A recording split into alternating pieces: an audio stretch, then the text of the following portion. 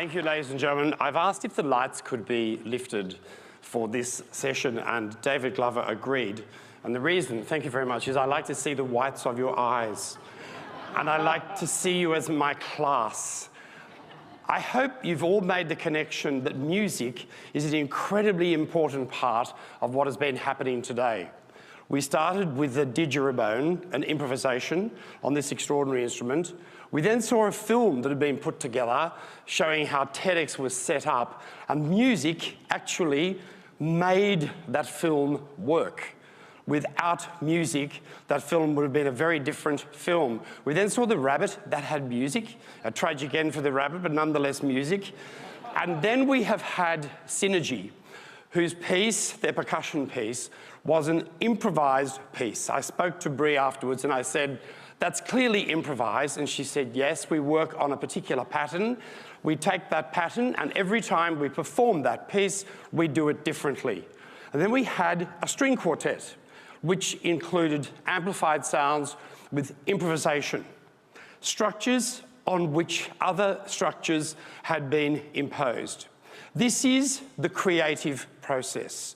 This is the process which starts with an idea which comes from the imagination, the musical imagination. And when the musical imagination is ignited in a group circumstance, we have the most extraordinary power to change lives with music and to involve people in music. And it should start with very, very, very young children, not teenagers. Not that it's you can't start. I've taught teenagers who have had their first experience with music as teenagers.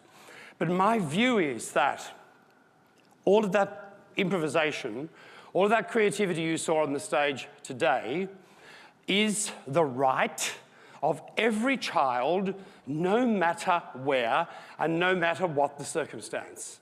Every child, I believe, should have access to properly taught music in the hands of a properly taught teacher.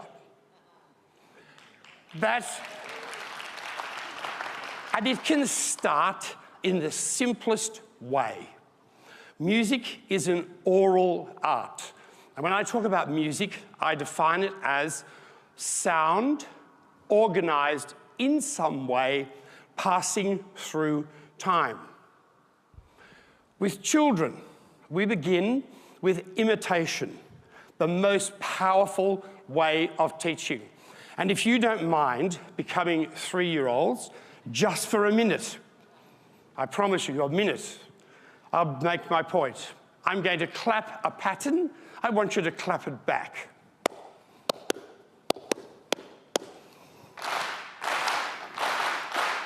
You're clearly not 3, but here's another one.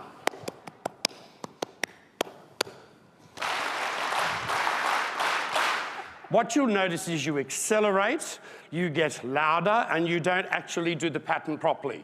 Now, which means you are educable. You can be taught. When you do that with children, what you are doing is you're engaging them in their first oral experience. They need to listen, and as a result of the listening, they repeat, and it requires focus. When this happens, and we take a very simple nursery rhyme, and we say, with children, we go, Humpty Dumpty sat on the wall, Humpty Dumpty had a great fall. We do this little pattern. I frequently say to the children, very young children, who can do a different pattern? Child 1 puts hand up and goes, Humpty Dumpty sat on the wall. I say, thank you very much. Who can do a different pattern? Humpty Dumpty sat. And then the next child will say, when will this be over?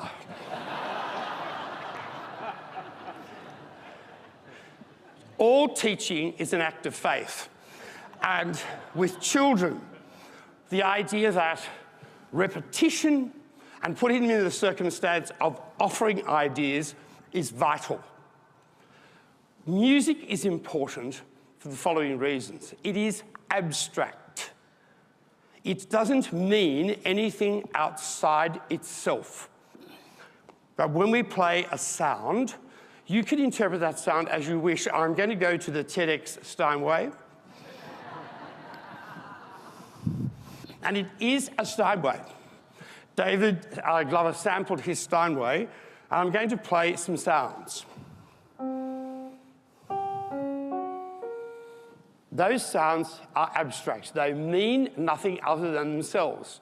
If I then say, I'm going to play a composition and it's called something, I want you to imagine what this composition might be called.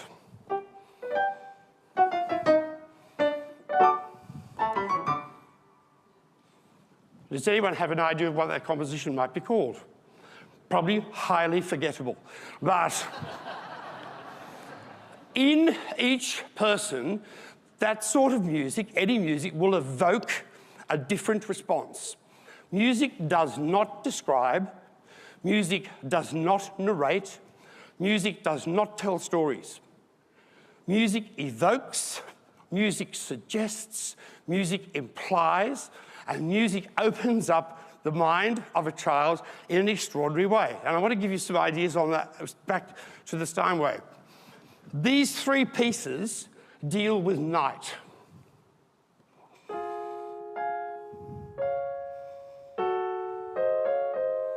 Clair de Lune of Debussy.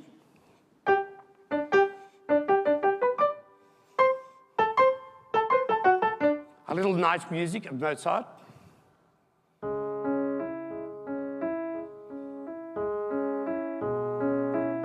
The Moonlight Sonata of Beethoven. They have nothing to do with night whatsoever. The title is simply a way in. But this abstraction about music is what offers a child the chance to move into a really special world of thinking. And we get children, therefore, to try to understand that the most important thing about music is to make your own music. Children must make their own music. It is not that they shouldn't reproduce music, but they must make their own. And they make it best through singing. That every child, given normal circumstances, has the capacity to sing. You all have the capacity to sing. Shall we test that? Yes, we shall. I'll give you a little phrase, and I'd like you to sing it back. La la la la la la la la la. La la la la la la la. Pitch better than rhythm for you lot. Very good. Now, what about if I give you a little pattern here, like foot, hand, foot, hand. Just try that, foot, hand, and then sing this back. La la la la la la la. La la la la la la la. Now sing the whole thing from the beginning. Go.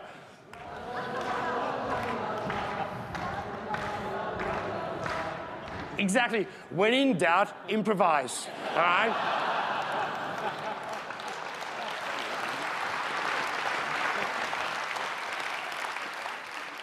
Through singing is how we engage every child. Through singing is how we teach children to be literate, to read and write. Through singing is how we teach children to analyse. I was working with a group of first-grade girls, and we were doing a song about patty cake, and I had the pitch on the board. Not that they could read the pitch, but I believe they should confront the example. And throughout the lesson, we do numbers of activities. And at one stage, I said to them, let's look at the song on the board. What do you notice? And they said, one put a hand up and said, it goes up. And I said, it goes down. This little bright button at the end of the line said, well, there are crotchets and minims in that song. And everyone else in the class went, oh. So at the end of the lesson, I like to make a summary. What have we done? It's very important for me to find out what we have done. So all sitting on the floor, I'm sitting there with it, and I said, what did we do today? Nothing. That's a very common response, nothing. We just jumped, or we clapped, and we sang.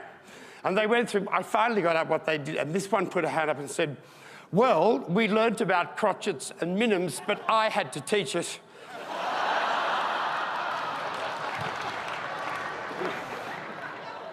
What was interesting was watching the kids go, yeah, that's true. So the next day, another song is on the board. And all these lessons are being videoed, they're being taped. Another song on the board, we're observing the notation. And at the end of the lesson, I bring them all together. And I said, now, what do you notice about the notation today, the pattern? It goes up, it goes down, it does this. And she was sitting right there, and she looked up at me and she said, they haven't got a clue.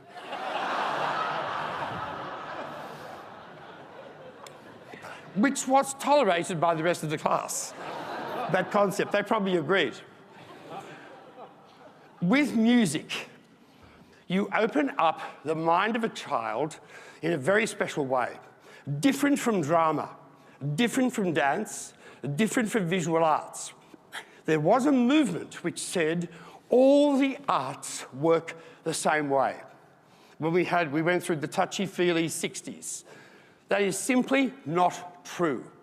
The arts function in different ways, and music, in my view, is at the top of the food chain. The drama people tend not to agree with me on that, but I also put dance in there. But what I want to say is that the power of the creative thought transferred from music to all other areas of learning is hugely potent. The evidence, the neurological evidence for music is in a spectacular way. That's a bonus. Music is worth teaching for its own sake. It is worth teaching because it is good.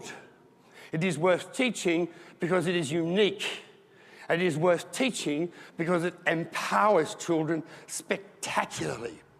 And when you get a 5th grade boy who comes up with a piece of music and says, look, I made this myself, with that sort of threat, you know it's working. Thank you.